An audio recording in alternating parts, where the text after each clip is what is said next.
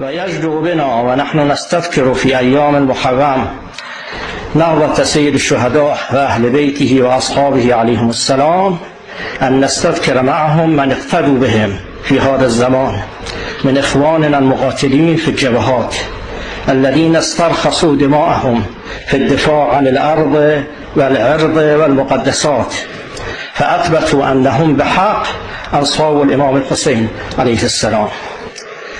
أولئك الرجال الذين صدقوا ما عاهدوا الله عليه، فمنهم من قضى نحبه ومنهم من ينتظر. ينبغي أن نذكرهم وندعو لهم بالحفظ والثبات والنصر، ونتذكر شهداءهم ونستغفر لهم ونترحم عليهم ونزور عنهم ونتفقد جرحاهم وعوائد الشهداء ونرعاهم حسب الإمكان.